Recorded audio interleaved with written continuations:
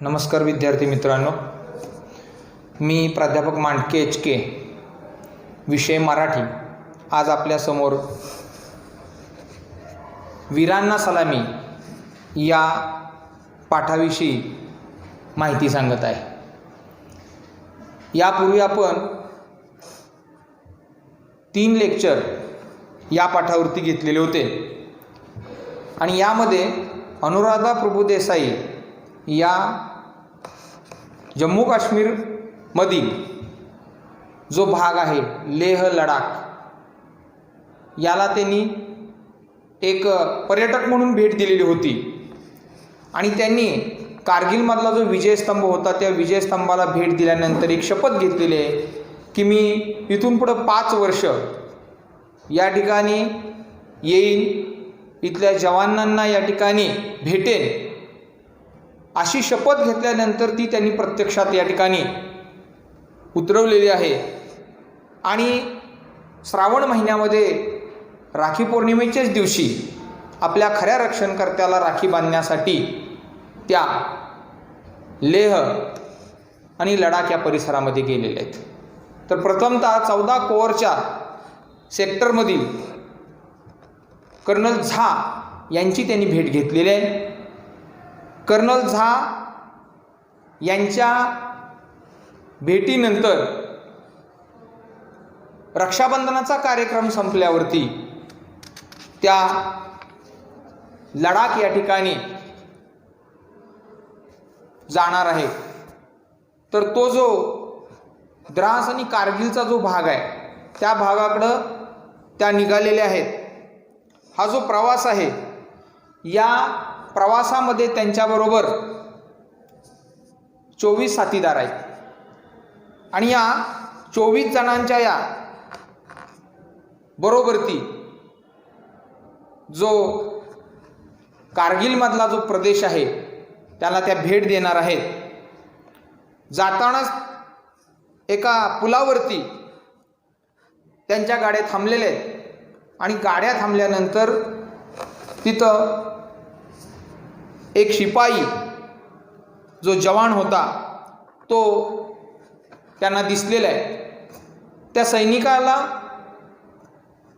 त्यांनी त्याची माहिती विचारलेली आहे. तर त्या सैनिकानं अनुराधा प्रभुदेसाईने यांना सांगितलेलं आहे की तुम्ही कारगिलवरून परत येताना याच रस्त्यावरून या ठिकाणी येणार आहात. तुम्हाला जर कारगिलमध्ये काही अडचण आली तर अवश्य या ठिकाणी आम्हाला सांगा. आणि त्या दोघांच्या मधील जो संवाद आहे तो संवाद कशा प्रकारे या ठिकाणी झालेले आपण पाहणार आहे.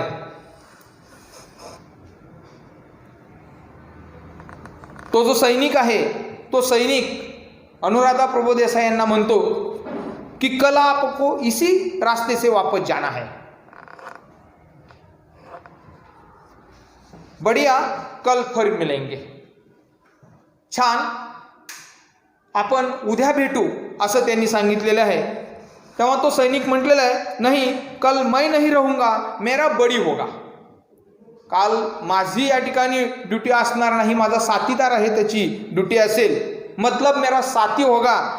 लेकिन आपको कारगिल को किसी चीज की जरूरत हो तो यहाँ जरूर आना. त्यानंतर हा संवाद संपल्यानंतर अनुराधा प्रभुदेसाई आणि त्यांच्याबरोबरचे साथीदार हे कारगिलला गेलेले आहेत, द्रासला गेलेले आहेत आणि पर्यटन या ठिकाणी करून परत ते आलेले आहेत. येताना कार्यक्रम सर्व आटोपल्यानंतर संध्याकाळी त्यांनी पाहिलं की तो जो सैनिक आहे तो सैनिक अजूनही तिथंच आहे. म्हणजे कार्यक्रम आटोपून दुसऱ्या दिवशी जेव्हा अनुराधा प्रभुदेसाई त्या पुलावरती आपल्या साथीदार आहेत त्यांच्या समवेत आलेले आहेत, तरी तो जो सैनिक होता जो काल म्हटलेला होता की माझा साथीदार इथं असेल, तर तो त्याचा साथीदार नव्हता, तर तो स्वतःच होता. आणि म्हणून अनुराधा प्रभुदेसाई यांनी त्याला परत या ठिकाणी विचारलं, अरे तू परत आलास? या माझ्या प्रश्नावर तो हसून म्हणाला, मैं गया ही कहा था, मेरा बड़ी बीमार है इसलिए मैं कल से यही हूँ. जवळजवळ 36 तास तो मुलगा तिथं उभा होता. आणि ज्याच्या आयुष्यामध्ये 10 ते 5 अशी नोकरी असते, अशा माणसाला हे खरं तर आश्चर्यकारकच होतं. 36 तास तो मुलगा अव्याहतपणे एकटाच या ठिकाणी तो काम करतो आहे. आणि हे म्हटल्यावरती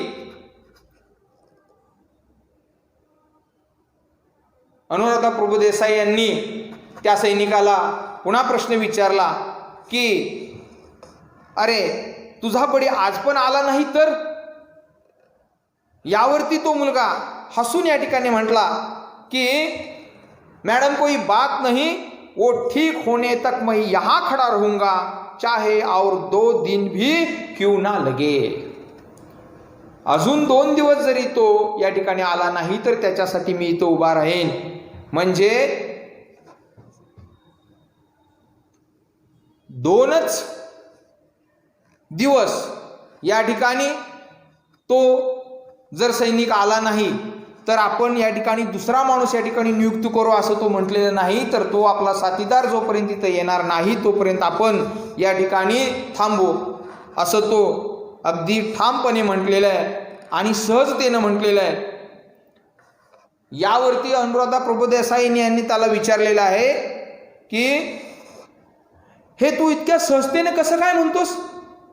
आणि यावरती त्या सैनिकाने जे उत्तर दिलेलं आहे ते उत्तर अशा प्रकारचं आहे, सब कुछ आसान है मैडम जी, सिर्फ दिमाग में डाल देना है.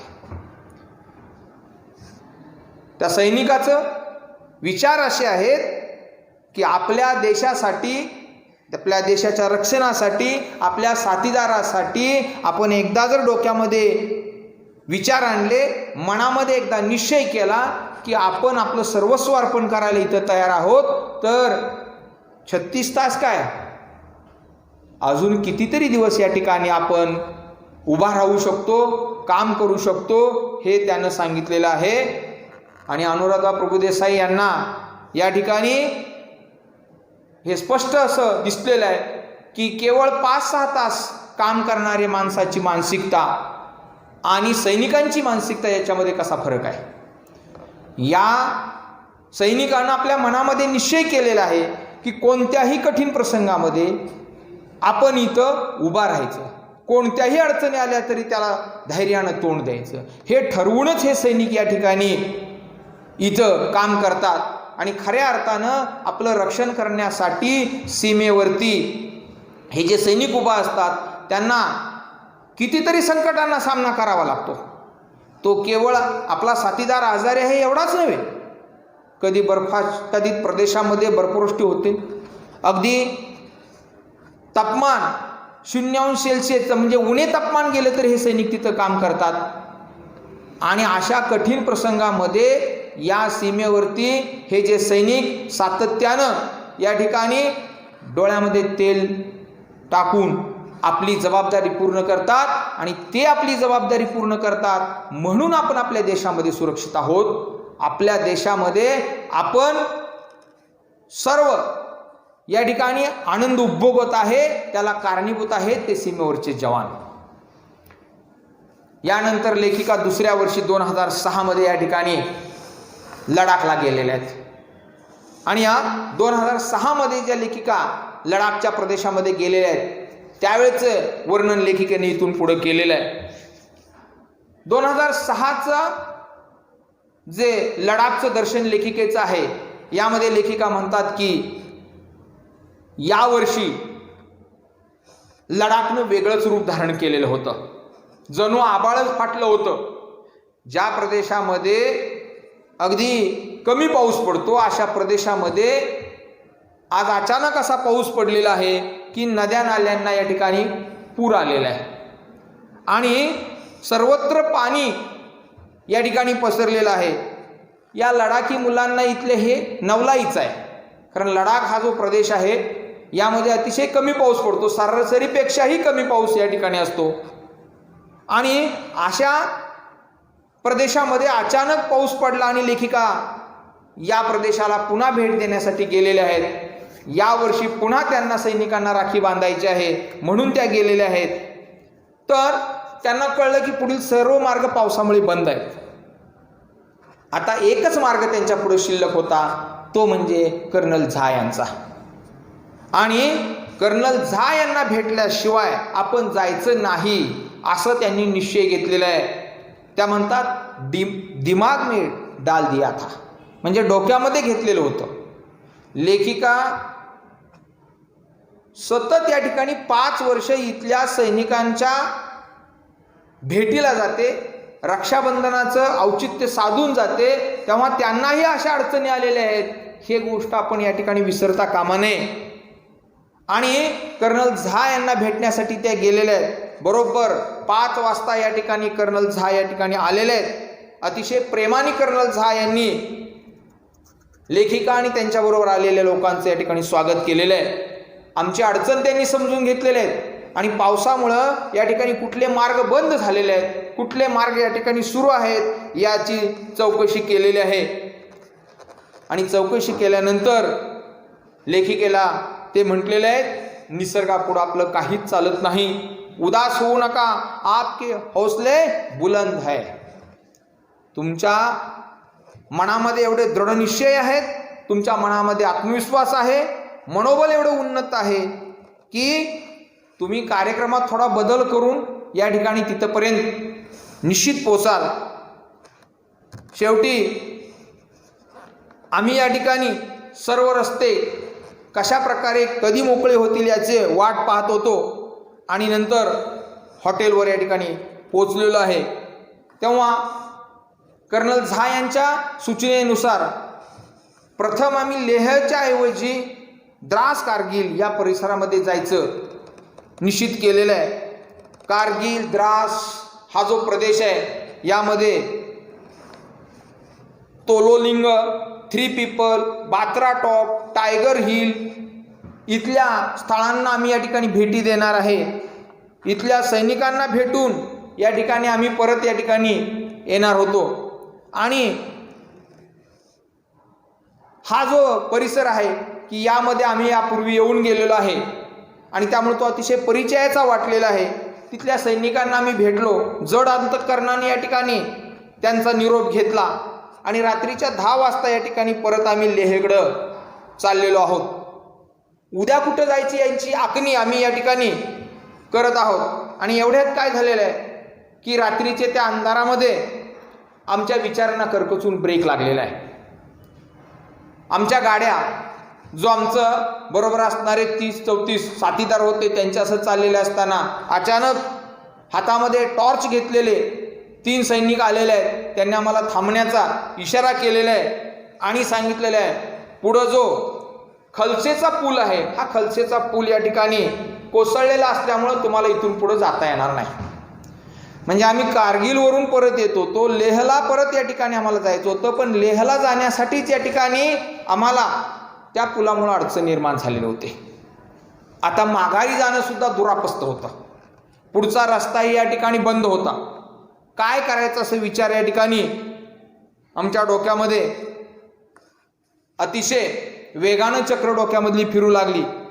माझ्याबरोबर तरुण मुली होत्या आणि या सर्वांना या ठिकाणी आता कुठंतरी सुरक्षित ठिकाणी ठेवण्याची आवश्यकता होती. आणि नंतर आमच्या असं लक्षात आलं त्या सैनिकांच्याकडूनच की पुढं 500 मीटर अंतरावरती आर्मीचं चेकपोस्ट आहे.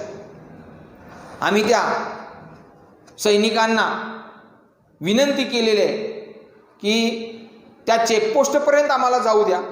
चेकपोस्टवरती आम्ही आमच्या पद्धतीनं कर्नल झा वगैरे यांना भेटून आमची काही पुढची व्यवस्था होते का ते विचारतोय. आणि त्यानंतर या ठिकाणी जर त्यांनी आम्हाला नकार दिला तर आम्ही या ठिकाणी परत जायला तयार आहोत. तर आम्ही गाडीतून उतरलेलो आहे. प्रत्येक जणाच्या चेहऱ्यावरती या ठिकाणी भीती होती. सर्वांनी या ठिकाणी धैर्याचा मुखवटा पांघरलेला होता. धैर्याचा मुखवटा पांघरणे म्हणजे नकली चेहरा बसवणे.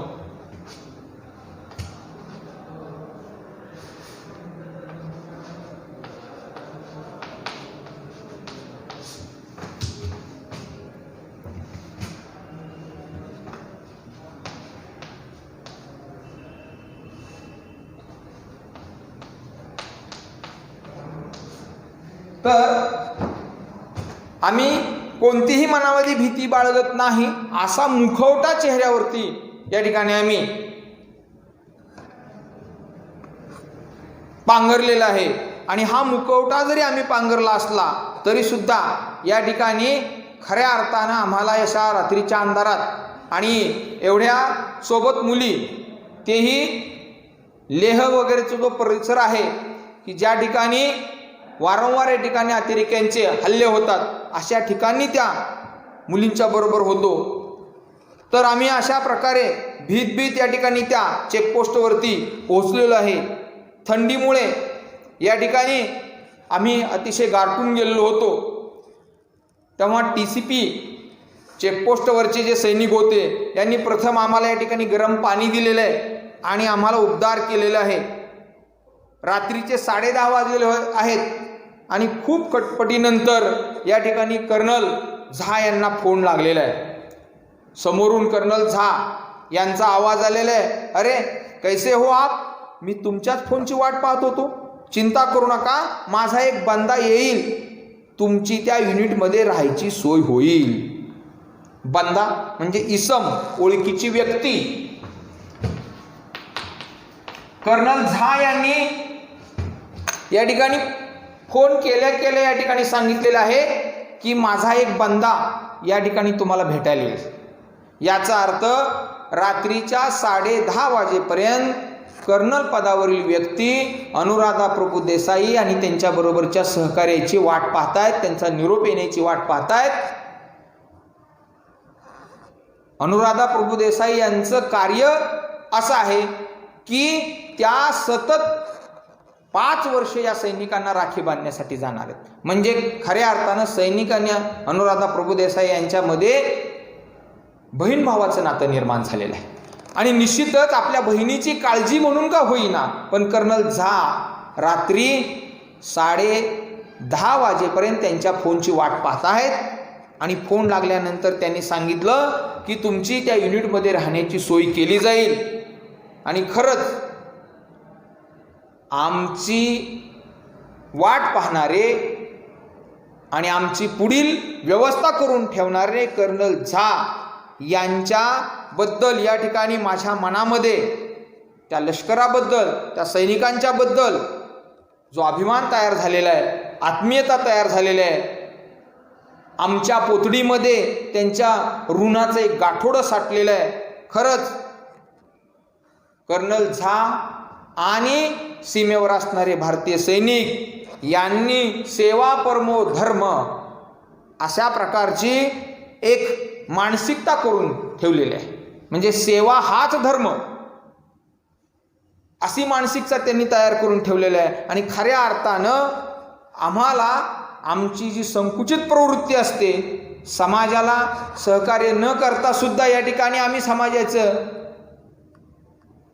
सातत्यानं टीका करण्यासाठी आपलं तोंड उघडतो, तर अशा लोकांना खऱ्या अर्थानं सैनिकांचं कार्य, त्यांनी केलेलं बलिदान, लोकांच्यासाठी करत असलेले ते त्याग, या गोष्टी जवळून पाहणं आवश्यक आहे.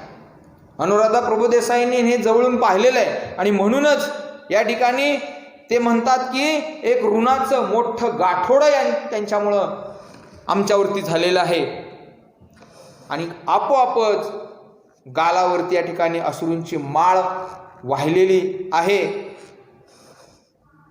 थोड्या वेळात आम्हाला या ठिकाणी त्या युनिटमध्ये सोय करण्यासाठी मेजर आकाश या ठिकाणी आलेले आहेत. मेजर आकाश यांनी माझ्या पाठोपाठ या असं सांगितलेले आहे आणि युनिटमध्ये या ठिकाणी आम्हाला ते घेऊन गेलेले आहेत.